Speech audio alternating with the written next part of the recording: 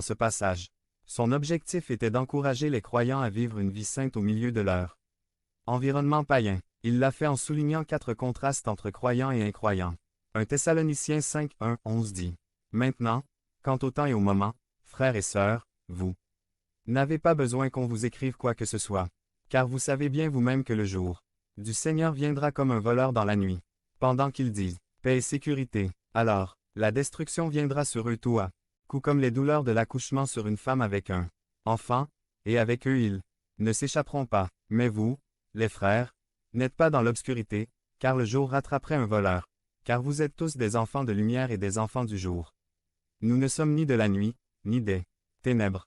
C'est pourquoi, vous nous avez permis de ne pas dormir comme les autres, mais permettez-nous d'être vigilants et calmes, car ceux qui dorment dorment la nuit, et ceux qui sont ivres la nuit. Mais puisque nous sommes de jour, permettons-nous d'être sobres, après avoir revêtu la cuirasse de la foi et de l'amour, et, quand un casque, espérance du salut.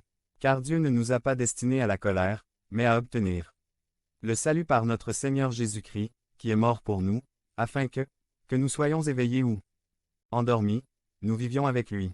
Favorisez-vous donc les uns les autres et bâtissez les uns les autres, tout comme vous aussi. Le premier contraste est connaissance et ignorance versets 1 à 2. 3 phrases dans ces versets nécessitent un examen attentif. Tout d'abord, le temps et l'assaisonnement. Cette phrase ne se retrouve que 3 fois dans la Bible et fait principalement référence au plan de Dieu pour Israël. Dieu a un plan précis pour les nations du monde, et Israël est la nation clé. La seconde, le jour du Seigneur. Dans la Bible, le mot jour peut faire référence à une période de 24 heures ou à une période plus longue, au cours de laquelle Dieu a accompli un dessein spécial. Le troisième, le voleur dans la nuit.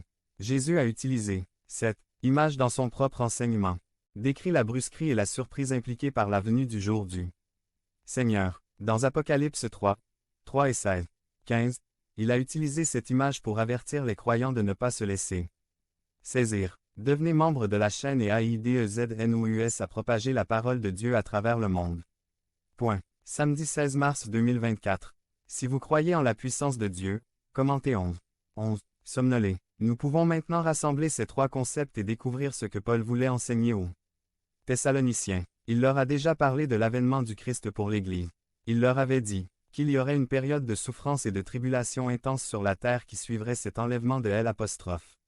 Église. Ces temps et saisons relatifs à Israël et aux nations ne s'appliquent pas à l'Église et n'affectent pas non plus la vérité de la venue du Seigneur pour l'Église. Il viendra peut-être à temps, et cela annoncera le jour du Seigneur. L'accent mis ici par Paul était simplement que les croyants étaient au courant tandis que les incroyants vivaient dans l'ignorance du plan de Dieu. La soudaineté de ces événements révélera au monde leur ignorance de la vérité divine. Le deuxième contraste est attente et surprise versets 3 à 5. Le monde non sauvé connaîtra une période de fausse paix et de sécurité peu de temps avant que ces événements catastrophiques ne se produisent. Notez soigneusement le contraste entre eux et vous, ou nous, tout au long de cette section, il faisant référence à ceux qui ne sont pas enregistrés. Ils diront, paix, sécurité, mais, nous dirons, Jésus vient et le jugement arrive. Le monde est pris par surprise parce que les hommes n'entendront pas la parole de Dieu ni ne tiendront compte de l'avertissement de Dieu. Dieu a prévenu que le déluge allait arriver, mais seulement 8 personnes ont cru et ont été sauvées. Terrain, sa famille a prévenu que la ville était sur le point d'être détruite, mais elle n'a pas voulu.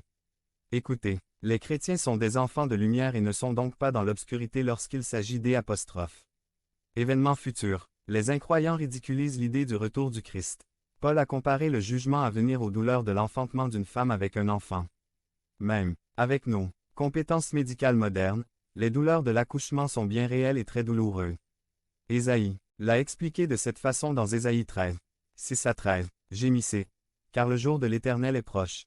Il viendra, comme une destruction, de la part du Tout-Puissant. Là, toute main tombera boiteuse et le cœur de tout homme fondra.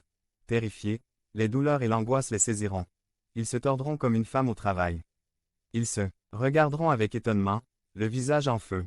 Percevez que le jour du Seigneur vient, cruel, avec fureur et colère brûlante, pour faire la terre sera une désolation, et il en exterminera ses pécheurs. Car les étoiles du ciel et leurs constellations n'éclaireront pas, alors le soleil sera obscur lorsqu'il se lèvera et la lune ne lâchera pas sa lumière. Ainsi, je punirai le monde pour son mal et le mal pour son iniquité. Je mettrai aussi fin à l'arrogance des orgueilleux et avilirai l'orgueil des impitoyables. Je rendrai l'homme mortel plus rare que l'or pur et l'humanité que l'or d'Ophir.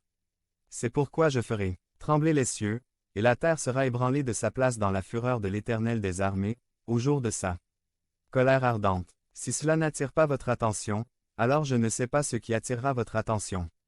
Mais quelle vérité pouvons-nous tirer de ce qu'Ésaïe et Paul ont écrit? La vérité est qu'en dehors du jour du Seigneur viendra la naissance du royaume. Vivez dans l'expectative. Cela ne signifie pas rester assis à ne rien faire et attendre le retour du Seigneur. C'est précisément cette attitude que Dieu a condamnée dans Actes 1, 10 à 11. Il y a une différence entre être prêt à aller au ciel et être prêt à rencontrer le Seigneur. Quiconque a fait confiance à Christ pour son salut est prêt à aller au ciel. Mais être prêt à rencontrer Jésus à la cour est une toute autre affaire. Les Écritures nous disent que tous les croyants ne seront pas heureux de voir Jésus face à face. 1 Jean 2, 28 dit. Maintenant, petits enfants, demeurez en lui, afin que, lorsqu'il apparaîtra, nous ayons confiance et que nous ne reculions pas devant lui dans la honte à son avènement. Devenez membre de la chaîne et AIDEZNOUS à propager la parole de Dieu dans le monde entier. Sam. Mars 16 2024. Parlez à Dieu en 5 minutes. Description de la vidéo. Les croyants qui vivent dans l'espoir du retour du Seigneur bénéficieront certainement d'une vie meilleure que les chrétiens qui cèdent au Seigneur. Le troisième contraste est sobriété et ivresse versets 6 à 8. Être sobre a l'inconvénient d'être sobre, de vivre les yeux ouverts, d'être en bonne santé et constant. Pour rendre le contraste plus frappant, Paul a imaginé deux groupes de personnes.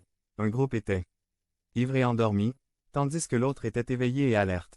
Le danger arrivait mais les dormeurs ivres l'ignoraient. La foule alerte était prête et intrépide. Puisque nous sommes les enfants